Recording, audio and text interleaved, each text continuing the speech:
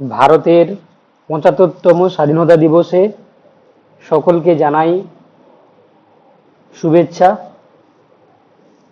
আজাদি কা অমৃত মহোৎসব। আজকে এই একটি খুশির দিনে আমরা ওয়েস্ট বেঙ্গল স্কুল সার্ভিস কমিশনের এসএলএসটি এর প্রিপারেশনে লাইফ সায়েন্স থেকে যে বিষয় নিয়ে স্টাডি করব তা হলো ডিএনএ, ডিঅক্সি রাইবোনিউক্লিক অ্যাসিড। তো আমরা প্রিপারেশন ইউটিউব চ্যানেলে বিভিন্নভাবে এসএসসি রিলেটেড যে স্টাডি করে থাকি, সেখানে ম্যাক্সিমাম ক্ষেত্রে আমরা এমসিকিউ কোশ্চেন অ্যান্সার স্টাডি করে থাকি। তো আজকে আমরা লাইফ সায়েন্সের ডিএনএ এই পোর্শন থেকে থিওরি ডিসকাস করব। ওকে, থিওরি ডিসকাশন, অর্থাৎ আজকে এই লেকচারের মাধ্যমে আমরা থিওরি ডিসকাশন করতে চলেছি। ওকে, এবার থিওরি ডিসকাশন চলাকালীন এই টপিকের উপর কি কি কোশ্চেন সেট হতে পারে বা এমসিকিউ আসতে পারে তার ডিটেলসও আমরা আলোচনা করব। তো যাই হোক, আর বেশি না কথা বলে আমরা স্টার্ট করব আজকের আলোচনার বিষয় ডিএনএ। এই ডিএনএ যেটাকে আমরা বলে থাকি deoxy ribonucleic acid, deoxy ribonucleic acid. এবার এর যদি আমরা গঠনগত উপাদান দেখি, তাহলে তিন ধরনের উপাদান নিয়ে গঠিত হয়। সেই তিনটি উপাদান কি কি? একটি deoxy ribose sugar, nitrogen base এবং ফসফরিক অ্যাসিড। ওকে, এই ডিঅক্সি রাইবোজ সুগার এর যদি আমরা ফর্মুলা দেখি, তাহলে দেখতে পাবো কি C5H10O5, কিন্তু ডিঅক্সি হওয়ার কারণে এটা 4 হয়ে যাবে।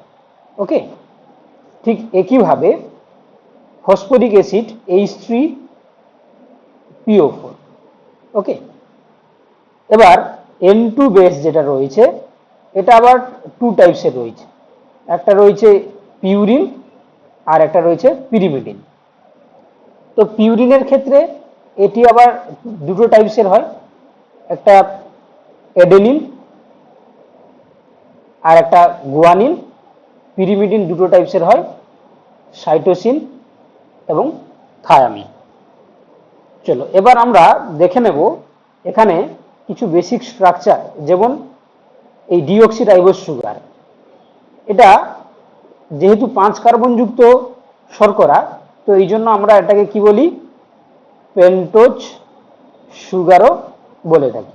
ওকে, আচ্ছা, এবার এই deoxy ribose sugar plus N2 base plus phosphoric acid equal to আমরা কি বলে থাকি? Nucleotide.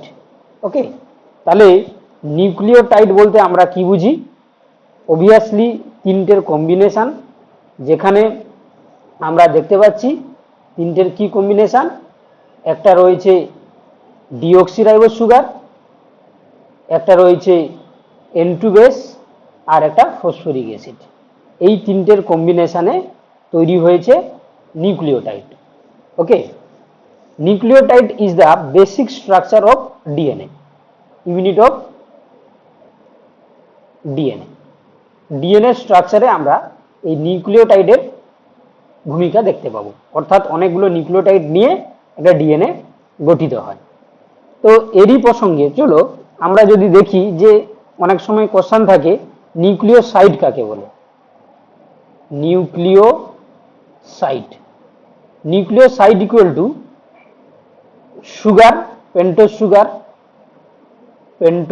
Sugar plus N2 base.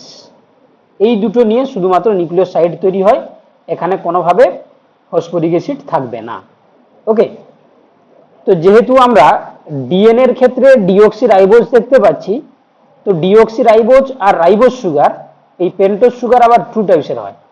একটা হচ্ছে কি ডিঅক্সি রাইবোজ সুগার, আর একটা রাইবোজ সুগার। তো এখানে ডিঅক্সি রাইবোজ সুগারের যদি আমরা স্ট্রাকচার ড্র করার চেষ্টা করি তাহলে কি দেখতে পাবো না, বেসিক ডিফারেন্স দেখতে পাবো যে এখানে যেহেতু একটা অক্সিজেন অ্যাবসেন্স থাকে, তো তার জন্য আমরা এর স্ট্রাকচারেও 2 নম্বর কার্বন পজিশনে কি দেখতে পাবো, 1 নম্বর কার্বন পজিশন, 2 নম্বর কার্বন পজিশন, 3 নম্বর, 4 নম্বর, 5 নম্বরে থাকে CH2OH, এখানে থাকবে H, মানে এটা OH, H, 2 নম্বরে HH এবং 3 নম্বরে HOH। দেখো তাহলে এটার আমরা যখন এর ফর্মুলা বলা হচ্ছিল তখন আমরা বলছিলাম যে C5H10O5 এর বদলে কি থাকে না O4 থাকে, তাই না? O5 এর বদলে কি থাকবে H10O4। কিন্তু রাইবোজ সুগারের ক্ষেত্রে যদি আমরা তার ফর্মুলা দেখি C5H10O5। আচ্ছা, এবার এই ডিঅক্সি রাইবোজ সুগার কোথায় দেখতে পাবো আমরা? এটা দেখতে পাবো ডিএনএ এর গঠনের ক্ষেত্রে। আর রাইবোজ সুগার কোথায় দেখা যায়? এটা হচ্ছে কি আরএনএ এর স্ট্রাকচারাল এর ক্ষেত্রে আমরা রাইবোজ সুগার দেখতে পাই। এবার দেখো ডিফারেন্সটা কোন জায়গায়, যদি আমরা পাশাপাশি দুটোকে ড্র করার চেষ্টা করি তাহলে আমরা দেখতে পাবো এখানে যেটা রাইবোজ সুগার থাকবে সেখানে 1 2 3 4, এখানে OH H, এই 2 নম্বরে HOH, এখানে HOH এবং CH2OH H। তো দেখতে পাচ্ছ এখানে আমরা যদি হাইলাইটার দিয়ে দেখানোর চেষ্টা করি, এই যে 2 নম্বর কার্বন পজিশনে দেখতে পাচ্ছ তোমরা, আর এখানে হচ্ছে 2 নম্বর কার্বন পজিশনে তোমরা দেখতে পাচ্ছ। দেখো দুটো ডিফারেন্স কি দেখো, তাহলে আমরা এখানে মেনশন করতে পারি এইভাবে যে এখানে আমরা কি দেখতে পাবো না 2 কার্বন পজিশনে কি দেখতে পাচ্ছি না H দেখতে পাবো, আর এখানে 2 কার্বন পজিশনে HOH দেখতে পাবো। ওকে, তাহলে this is the difference between deoxyribose sugar and ribose sugar. Deoxyribose sugar present in DNA আর ribose sugar present in RNA. Okay, এটা দিয়েও অনেক সময় কোশ্চেন থাকে, তাহলে আমরা দেখে নেওয়ার চেষ্টা করলাম। চলো এবার যেহেতু আমরা ডিএনএ পড়বো, তো এই ডিএনএ এর যদি আমরা স্ট্রাকচার দেখি, স্ট্রাকচার অফ ডিএনএ, সেক্ষেত্রে আমরা কি দেখতে পাবো? অবভিয়াসলি আমরা প্রায় সবাই জানি একটা ডিএনএ এর ক্ষেত্রে 1 নম্বরে আমরা দেখতে পাবো এটা ডাবল হেলিক্স হয়, double helix structure. 2 number antiparallel structure, acidic in nature. এই ক্যারেক্টারগুলো কিন্তু আমাদেরকে মনে রাখতে হবে। ওকে, ডাবল হেলিক্স হয়, অ্যান্টিপ্যারালাল হয় এবং অ্যাসিডিক ইন নেচার হয়। ওকে, এবার দেখো তোমাদের যদি আমরা ডিএনএ স্ট্রাকচার দেখানোর চেষ্টা করি তাহলে অবভিয়াসলি দুজন সায়েন্টিস্টের নাম না বললেই নয়। একজনের নাম ওয়াটসন আর একজনের নাম ক্রিক। এরাই ডিএনএ এর ডাবল হেলিক্স স্ট্রাকচারটাকে ইনভেন্ট করেছিলেন। তো এই জন্য তাদেরকে সামনে রেখে আমরা দেখব এই ডিএনএ স্ট্রাকচার। তো দেখো এটা ডিএনএ যখন আমরা সিম্পল স্ট্রাকচার ড্র করার চেষ্টা করি তখন আমরা কি দেখতে পাই, তার দুটো স্ট্র্যান্ড থাকে এবং দুটো স্ট্র্যান্ডই কমপ্লিমেন্টারি ফর্মে থাকে। অর্থাৎ একটা যদি 5 প্রাইম হয় তার অপোজিট এন্ডটা হবে 3 প্রাইম। ওকে, আচ্ছা যাই হোক, এটা হবে 3 প্রাইম। আবার একইভাবে এটা যদি 3 প্রাইম হয় তাহলে তার অপোজিট স্ট্র্যান্ডটা হবে 5 প্রাইম। ওকে, এই জন্য আমরা বলি কি ডাবল হেলিক্স এবং অ্যান্টি প্যারালাল। এবার দেখো, এবার আমি একটু পরে ডিসকাস করব আমরা ডিএনএ টাইপ। আপাতত আমরা বিডিএনএ এর স্ট্রাকচারটাকে ড্র করার চেষ্টা করছি, বিডিএনএ। ওকে, কারণ ডিএনএ প্রত্যেকের লুপ বা হেলিক্সের লেন্থ ডিফারেন্ট করে টাইপস অফ ডিএনএ এর উপরে। তো আমরা এই যে ডিএনএ স্টাডি করছি স্ট্রাকচার অফ ডিএনএ, সেটা আমরা বিডিএনএ। ওকে, তো একটা বিডিএনএ এর ক্ষেত্রে আমরা কি দেখতে পাবো না, একটা লুপ বা একটা হেলিক্স এই রিজনটাকে বলা হয়। তো এটাকে একটা লুপ বলতে পারো, বা একটা হেলিক্স বলতে পারো, বা একটা টার্নও বলতে পারো। তো সেই হেলিক্স কিংবা লুপ কিংবা টার্ন এর যদি আমরা লেন্থ দেখি তাহলে কত দেখতে পাবো, 34 অ্যাংস্ট্রম। 34 অ্যাংস্ট্রম আমরা দেখতে পাবো কার না, একটা লুপ বা হেলিক্স বা টার্নের।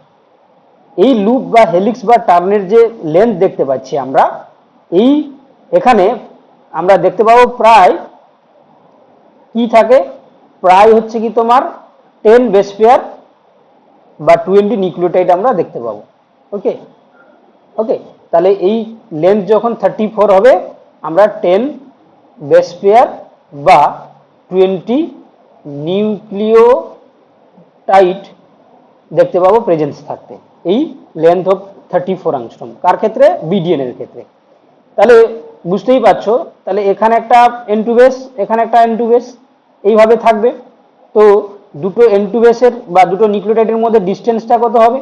অবভিয়াসলি যেহেতু 34 অ্যাংস্ট্রম লেন্থ হচ্ছে 10 বেস পেয়ার বা 20 নিউক্লিওটাইডের, তাহলে এখানে দুটো লেন্থ হবে কত? 3.4 অ্যাংস্ট্রম। কি করে পেলাম না, 34/10 যদি আমরা করি, এটা হচ্ছে কি পার নিউক্লিওটাইড ডিস্টেন্স আমরা পেয়ে যাব। ওকে, চলো এবার দেখো, এবার আরো আমরা ডিটেলসে যদি স্টাডি করি তাহলে কি দেখতে পাবো, এই যে দুটো স্ট্র্যান্ড এরা আপাত দৃষ্টিতে মনে হচ্ছে যে কাছাকাছি আছে, কিন্তু কি হয়, যেহেতু এরা হেলিক্স ফর্ম করে এই জন্য ইকুয়াল ডিস্টেন্স মেনটেন করে। তাহলে distance between two strand, distance between two strand কত হবে? এটা হবে 20 অ্যাংস্ট্রম। এটা আমরা যা ডিসকাস করছি পুরোটাই কিন্তু বিডিএন এর ক্ষেত্রে। ওকে, তাহলে বিডিএন এর ক্ষেত্রে আমরা দেখতে পাবো দুটি স্ট্র্যান্ডের মধ্যে ডিস্টেন্স রয়েছে কত, আমরা হাইলাইটার দিয়ে মেনশন করে দিব 20 অ্যাংস্ট্রম। এবং বিডিএন এর ক্ষেত্রে একটা হেলিক্স কিংবা লুপের দৈর্ঘ্য কত? 34 অ্যাংস্ট্রম। এখানে 20, এই 34 অ্যাংস্ট্রমে 20 বা 10 বেস পেয়ার নিউক্লিওটাইড আমরা দেখতে পাবো। এবং তার পাশাপাশি এখানে প্রত্যেকটা নিউক্লিওটাইডের ডিস্টেন্স কত হবে? 34/10 ইকুয়াল টু 3.4 অ্যাংস্ট্রম। ওকে, চলো এবার দেখো, এবার আমরা যদি একটা স্ট্রাকচার অফ ডিএনএ দেখি তাহলে কি দেখতে পাবো না, দুটো হেলিক্সের ক্ষেত্রে এই sugar phosphate, sugar phosphate, sugar phosphate, sugar phosphate. আবার একইভাবে এখানে যদি N2 বেস হিসাবে এডেনিন থাকে, তার সঙ্গে দুটো হাইড্রোজেন বন্ড নিয়ে থাইমিন থাকবে। অর্থাৎ আমরা একটু আগে ড্র করে নিই, sugar phosphate, sugar phosphate, sugar phosphate, sugar phosphate. Okay, আবার যদি আমরা এখানে যদি দেখতে পাই যে গুয়ানিন থাকে, তার সঙ্গে সাইটোসিন যুক্ত থাকবে। আবার যদি দেখি এখানে সাইটোসিন থাকে, তার সঙ্গে গুয়ানিন থাকবে 3টে হাইড্রোজেন বন্ড নিয়ে। আবার এখানে যদি থাইমিন থাকে, তার সঙ্গে থাকবে এডেনিন 2টো হাইড্রোজেন বন্ড নিয়ে। ওকে, এবার দেখো ভালো করে দেখার চেষ্টা করো, একটা ডাবল স্ট্যান্ডার্ড ডিএনএ এর ক্ষেত্রে আমরা কি দেখতে পাই, এডেনিন সর্বদা 2টো হাইড্রোজেন বন্ড নিয়ে থাইমিনের সঙ্গে যুক্ত হয়, গুয়ানিন সর্বদা 3টে হাইড্রোজেন বন্ড নিয়ে সাইটোসিনের সঙ্গে যুক্ত হয়। এটা হচ্ছে কি, এটা কমপ্লিমেন্টারি ব্যাপার। ওকে, এবং একটা ডাবল স্ট্যান্ডার্ড ডিএনএ এর ক্ষেত্রে এই adenine plus guanine plus cytosine plus thymine equal to 100% presence থাকবে, যেহেতু এই চার ধরনের নিউক্লিওটাইড নিয়েই গঠিত হয়। তো সেক্ষেত্রে আমাদের যদি ম্যাথমেটিক ক্যালকুলেশন করতে দেয়, সাপোজ ধরো একটা ডাবল স্ট্যান্ডার্ড ডিএনএ এর ক্ষেত্রে, এটা ধরো কোশ্চেন যে অ্যাডেনিন থাকলো 15%। তাহলে জি, সি আর হচ্ছে কি তোমার টি এর মানগুলো কত হবে কোশ্চেন। তাহলে এটা আমরা কিভাবে ক্যালকুলেট করব? এটা আমরা ইজিলি ক্যালকুলেট করতে পারি। এর অ্যান্সারটা কিভাবে হবে দেখো। তাহলে এই তিনটে যদি চারটে মিলে 100% থাকে, তাহলে আমরা দেখতে পেলাম অ্যাডেনিন যা রয়েছে, অ্যাডেনিন সর্বদা থাইমিনের সঙ্গে কি করে থাকে, কমপ্লিমেন্টারি ভাবে যুক্ত থাকে। তাহলে অ্যাডেনিনের যা পরিমাণ থাকবে থাইমিনেরও তার একই পরিমাণ থাকবে। তাহলে একটা ডাবল স্ট্যান্ডের ক্ষেত্রে অ্যাডেনিন যদি 15% হয়, তাহলে 15 plus G plus C plus thymine তাহলে 15% হয়ে যাবে, ইকুয়াল টু 100। ওর আমরা বলতে পারি যে এখানে G plus C equal to 100 minus 30, 15 plus 15 30। তাহলে ওর জি প্লাস সি সমান হচ্ছে কি আমরা পেয়ে যাব এখানে কত 70। ওর আমরা বলতে পারি জি ইকুয়াল টু সি সমান, যেহেতু জির সঙ্গে সি কমপ্লিমেন্টারি থাকে, তো জি যা থাকবে তাই সি থাকবে, তাহলে আমরা 2 দিয়ে ভাগ করে দিলে 35 পেয়ে যাব। তাহলে 35%। তাহলে গুয়ানিন থাকবে কত, গুয়ানিনও থাকবে 35%, সাইটোসিন থাকবে 35%, আর সাইটোসিন আর থাইমিন থাকবে 15%। ওকে, তাহলে এইভাবে আমরা কিন্তু অ্যান্সার করে নিতে পারবো। আশা করি তোমরা বুঝতে পেরেছো। চলো এবার যেটা আমরা বলছিলাম, দেখো যে একটা ডাবল স্ট্যান্ডার্ড ডিএনএ এর ক্ষেত্রে বোঝাতে যাচ্ছিলাম যে অলওয়েজ অ্যাডেনিন সর্বদা থাইমিনের সঙ্গে 2টো হাইড্রোজেন বন্ড এবং গুয়ানিন সর্বদা সাইটোসিনের সঙ্গে 3টে হাইড্রোজেন বন্ড নিয়ে যুক্ত থাকে। এবার দেখো এটা ডাবল স্ট্যান্ডার্ড ডিএনএ এর ক্ষেত্রে এটা যদি 5 প্রাইম হয়, তাহলে এটা হবে 3 প্রাইম, আবার এটা যদি 3 প্রাইম হয় অন্যটা হবে 5 প্রাইম।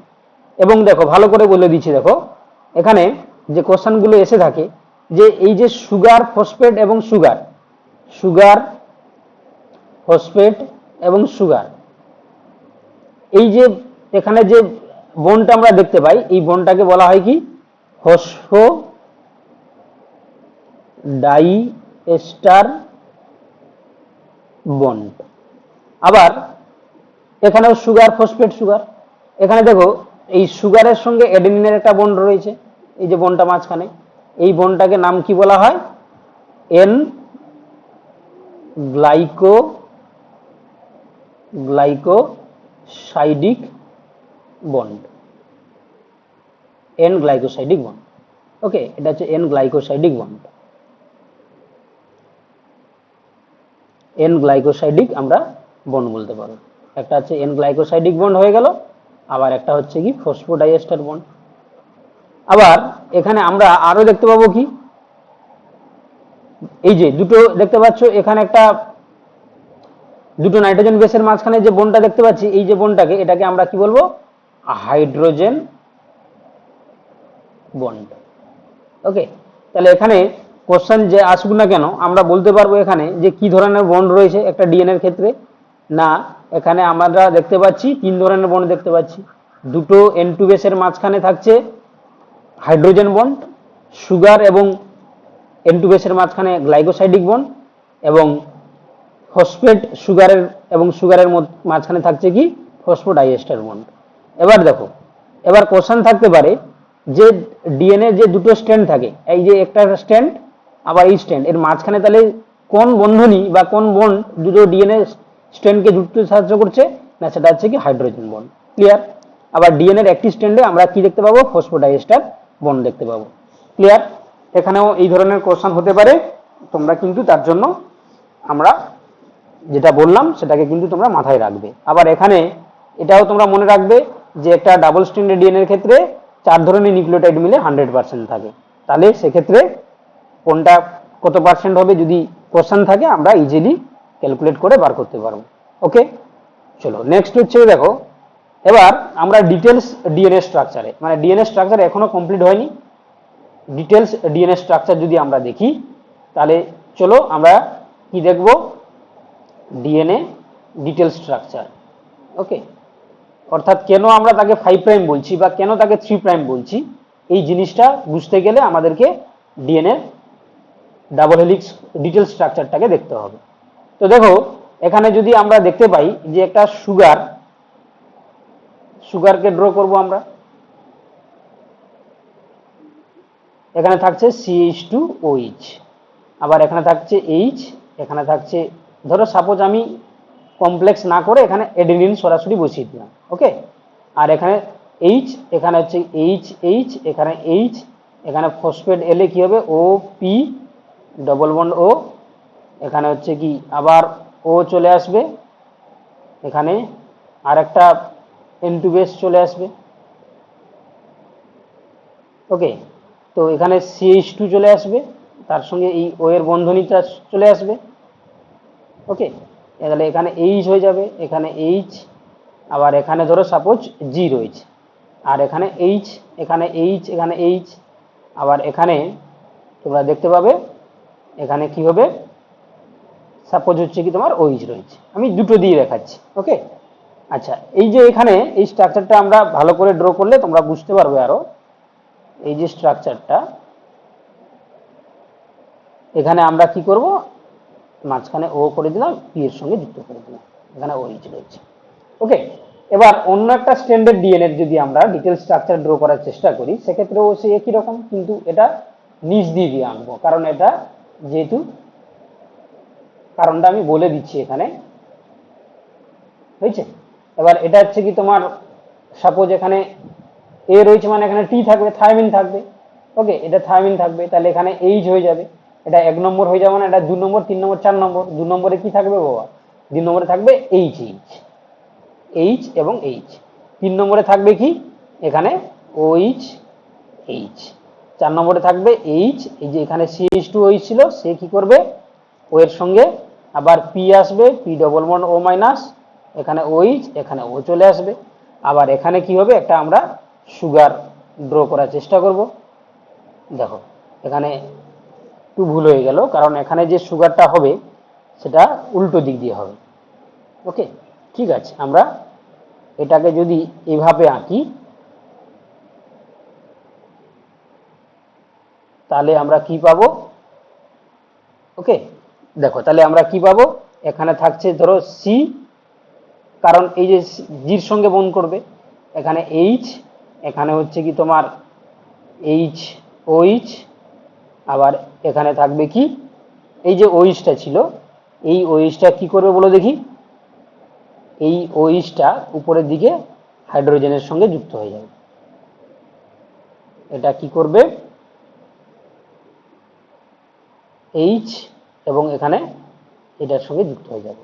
আচ্ছা, তার পাশাপাশি ওই ছিল।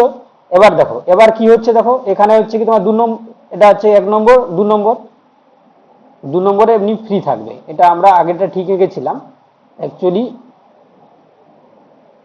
একটু জাস্ট আমরা যদি লিখে নিতাম আগে, এটা 1 2 3 4। ওকে, তাহলে এখানে কি হবে, এইচ থাকবে, এখানে যে ওইচের সঙ্গে এটা অক্সিজেনটা যুক্ত হয়ে যাবে, আর এখানে থাকবে এইচ, আর এখানে থাকবে এইচ, এটা থাকবে CH2OH। ওকে, দেখো এবার ভালো করে বুঝে নাও যে কেন আমরা একে এন্টি প্যারালাল বলি এবং কেন 5 প্রাইম 3 প্রাইম বলে আমরা ডিনোট করি, আজকেই আমরা খোলসা করব। দেখো, তো এখানে এই যে যেহেতু 5 নম্বর, এটা 1 নম্বর কার্বন, 2 নম্বর, 3 নম্বর, 4 নম্বর, 5 নম্বর, এই 5 নম্বর কার্বনের ওই যে এখনো ফ্রি রয়েছে, এই জন্য তার নাম হচ্ছে কি 5 প্রাইম। এ কারোর সঙ্গে বন্ড করতে পারে। আবার ঠিক এর অল্টারনেটিভ যে কপিটা দেখো, এটা 1 নম্বর কার্বন, 2 নম্বর কার্বন, 3 নম্বর, 4 নম্বর, এটা হচ্ছে 5 নম্বর। তাহলে এখানে 3 নম্বর কার্বন ওই যুক্ত আছে, এই জন্য 3 প্রাইম বলি। আবার একইভাবে এখানে দেখো 1 নম্বর, 2 নম্বর, 3 নম্বর, 4 নম্বর, 5 নম্বর, 3 নম্বরের ওইচ ফ্রি আছে, এই জন্য 3 প্রাইম। আবার এখানে দেখো 5 নম্বরের, এটা 4 নম্বর, এটা 5 নম্বরের ওইচ ফ্রি আছে, এই জন্য আমরা 5 প্রাইম বলছি। এবার দেখো এডেনিন কি করছে, থাইমিনের সঙ্গে দুটো হাইড্রোজেন বন্ড করে নেয়। আবার গুয়ানিন কি করছে, সাইটোসিনের সঙ্গে 3টে হাইড্রোজেন বন্ডের মাধ্যমে যুক্ত হয়। তাহলে এই যে বন্ডটাকে আমরা এই জন্য বলছিলাম হাইড্রোজেন বন্ড। আবার এটা এই স্ট্রাকচারটা আরো উঠলে জিনিসটা দেখতে আরো সুবিধা হতো এবং বুঝতে সুবিধা হতো। যাই হোক, আমাদের যেহেতু পেন টেপ দিয়ে ড্র করার চেষ্টা করছিলাম, এই জন্য জিনিসটা একটু নিচে নেমে গেছে। যাই হোক, আমরা আশা করি বুঝতে পারছি সবাই। তো এখানে তাহলে এই জন্য আমরা কি বলছি, একটা স্ট্যান্ড 5 প্রাইম হলে অন্যটা 3 প্রাইম, অন্যটা 3 প্রাইম হলে এটা 5 প্রাইম। এই জন্য আমরা অলওয়েজ কি বলে থাকি যে ডিএনএ ডাবল হেলিক্স এবং এন্টি প্যারালাল স্ট্রাকচার। বুঝতে পারলে তোমরা সবাই? চলো, এবার তোমাদেরকে বলেছিলাম যে প্রথমে যে কিছু কোশ্চেন থাকতে পারে। কোশ্চেনটা কিরকম থাকে দেখে নাও। তো কোশ্চেনটা এইভাবে থাকে যে ধরো সাপোজ একটা ডিএনএতে একটা ডাবল স্ট্যান্ডার্ড ডিএনএতে যদি তোমার লেন্থ হচ্ছে কি 51 হয়, ওকে, অ্যাংস্ট্রম হয়, তাহলে সেখানে নিউক্লিওটাইডের সংখ্যা কত হবে? নিউক্লিওটাইডের সংখ্যা কত হবে? নিউক্লিওটাইড, ওকে। তাহলে তোমরা ইজিলি অ্যান্সার করতে পারবে। কিভাবে করবে? আমরা জানি যে 34 অ্যাংস্ট্রম যদি হয় তাহলে সেখানে 10 বেস পেয়ার নিউক্লিওটাইড থাকবে। তাহলে 1 হলে কত আসবে? 10/34 অ্যাংস্ট্রম চলে আসবে, ওকে, 10/30 বেস পেয়ার চলে আসবে 1 অ্যাংস্ট্রম যদি হয়। আবার যদি এখানে রয়েছে কত 51 অ্যাংস্ট্রম, তাহলে আমরা ইজিলি করতে পারবো 10/34 ইন্টু 51 বেস পেয়ার।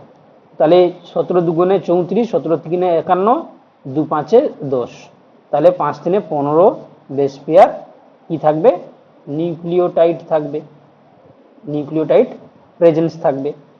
কি বললাম বুঝতে পারলে? তাহলে এইভাবে অনেক সময় কোশ্চেন থাকে, ABCD করে অপশন থাকবে, বা আমাদের ক্ষেত্রে যদি অন্য ধরনের কোশ্চেনও থাকতে পারে।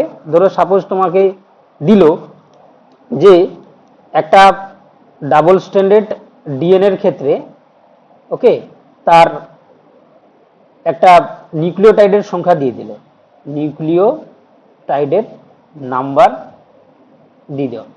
তো নাম্বার ধরো দিয়ে দিল কত না 100 বেস পেয়ার। তাহলে এই ডাবল স্ট্যান্ডার্ড ডিএনএর লেন্থ কত হবে?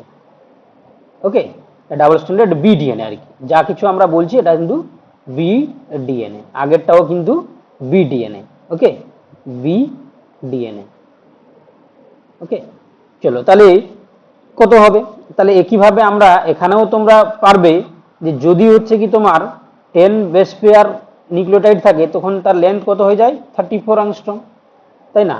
তাহলে একইভাবে আমরা করতে পারি 1 বেস পেয়ার যখন ডিএনএ নিউক্লিওটাইড থাকবে তখন তার লেন্থ কত হয়ে যাবে? 34/10 অ্যাংস্ট্রম। আবার এখানে 100 বেস পেয়ার দিয়েছে, তাহলে ইজিলি আমরা করতে পারি 34/10 ইন্টু 100 অ্যাংস্ট্রম। তাহলে এখানে আমরা করতে পারি 10, তাহলে 340 অ্যাংস্ট্রম ডিএনএ লেন্থ হয়ে যাবে, ওকে। তাহলে এইভাবেও তোমরা অ্যান্সার কোশ্চেনটাকে সলভ করতে পারো, ওকে। তো চলো এবারে আমরা আমাদের এই প্রিপারেশন ইউটিউব চ্যানেলে এসএলএসটি প্রিপারেশনের জন্য লাইফ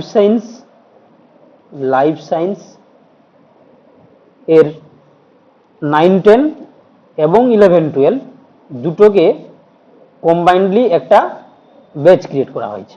তো তার জন্য তোমরা যদি প্রিপারেশন নিতে চাও তোমরা কিন্তু এনরোল করতে পারো। এর সঙ্গে পিটিও রয়েছে, প্রিলিমিনারি টেস্ট, তো দুটো তোমরা যদি চাও তাহলে নিতে পারো। তো নেওয়ার জন্য আমাদের 15 অগাস্ট থেকে ক্লাস শুরু হচ্ছে 2022। তো তোমরা যে কোনো দিন এনরোল হতে পারো। তো তার জন্য তোমাদেরকে কি করতে হবে? 7872794531 এই হোয়াটসঅ্যাপ নম্বরে তোমাকে কন্ট্যাক্ট করতে হবে, ওকে, কন্ট্যাক্ট করতে হবে। কন্ট্যাক্ট করলে তোমরা কি করবে? এর প্রিপারেশন নিতে পারবে। এটা সম্পূর্ণ অনলাইন কোচিং হবে, স্টাডি মেটেরিয়াল দেওয়া হবে, study material plus Google Meet অ্যাপে ক্লাস নেওয়া হবে, প্লাস এখানে রেকর্ড ক্লাসও থাকবে, এবং এখানে বলে রাখি আমরা PDF MCQ with answer provide করে থাকি, ওকে। তো যারা রয়েছে প্রিপারেশান নিতে, তো অবভিয়াসলি আমাদের সঙ্গে কন্ট্যাক্ট করে আমাদের এই লাইভ সেশন যে ক্লাস চলবে তাতে তোমরা কিন্তু নাম লিখতে পারো। এবার চলো আমাদের মূল আলোচনায় ফিরে আসি। একটু আগে যেটা বলছিলাম যে ডিএনএ অনেক টাইপসের হয়, তার মধ্যে দেখো এ ডিএনএ, বি ডিএনএ, আবার হচ্ছে কি তোমার এ ডিএনএ এখানে রয়েছে, বি ডিএনএ এবং হচ্ছে কি সি ডিএনএ আর জেড ডিএনএ। তো তো এইখান থেকে কোশ্চান বেশি দেয়, তো যার জন্য তোমাদেরকে এখানে আমি একটা পেজ ছবি তুলে এখানে দিয়ে দিয়েছি। এটা কিন্তু সবাইকে বলছি, এটা খুবই ইম্পর্টেন্ট এই কারণে, কারণ এখান থেকে প্রচুর কোশ্চান থাকে। যেমন ফার্স্ট তোমাকে দিবে যে প্রতিটি পাকে বা যেটা হেলিক্স বা লুপ বা টার্ন বলছিলাম, সেটা যদি এডিএনএ হয় সেখানে থাকবে 11 বেস পেয়ার। যদি বিডিএনএ হয় এটা অ্যাপ্রক্স হচ্ছে কি তোমার 10 বিপি, যেটা রয়েছে 10.4, কিন্তু আমরা 10 বিপি বলে থাকি। আবার যদি সিডিএনএ হয় তাহলে 9.33, আবার যদি জেডডিএনএ হয় সেটা থেকে 12 বিপি। এটা কিন্তু তোমাদেরকে মনে রাখতে হবে, কারণ এটা থেকেও কোশ্চেন থাকে। কিংবা আর যে প্যারামিটার থেকে কোশ্চেনটা আসে সেটা কি না, এর হেলিক্সের টার্ন নিয়ে, অর্থাৎ হেলিক্সের টার্ন কোনটাতে কিরকম থাকবে। যদি এডিএনএ হয় তাহলে হচ্ছে কি দক্ষিণাবর্ত, যদি বিডিএনএ হয় তাহলে দক্ষিণাবর্ত মানে এটাকে আমরা রাইট হ্যান্ডেড বলি, রাইট হ্যান্ডেড, ওকে, রাইট হ্যান্ডেড বলি, এটা রাইট হ্যান্ডেড। আর এটাও রাইট হ্যান্ডেড। শুধুমাত্র যারা জেডডিএনএ সেটা হচ্ছে লেফট হ্যান্ডেড বা বামাবর্তী, মনে রাখবে। এখান থেকে কিন্তু কোশ্চেন দেয়। তাহলে এ বি সি মনে রাখার সুবিধা, A B C right, D হচ্ছে কি লেফট, ওকে। এইভাবে তোমরা কিন্তু মনে রাখতে পারো লেফট হ্যান্ডেড। তাহলে এই দুটো পয়েন্ট তো হলোই, প্লাস যেটা আমরা বলছিলাম যে দুটো হেলিক্সের মধ্যে ডিস্টেন্স যে কত হয় এডিএন এর ক্ষেত্রে, মানে দুটো হেলিক্স বলতে এই যে দুটো স্ট্র্যান্ডের মাঝখানে ডিস্টেন্স সেটা এডিএন এর ক্ষেত্রে 25.5 অ্যাংস্ট্রম, বিডিএন এর ক্ষেত্রে অ্যাপ্রক্স এটা আমরা 20 ধরি, কোনো কোনো বইতে 23.7 দেওয়ারও থাকে।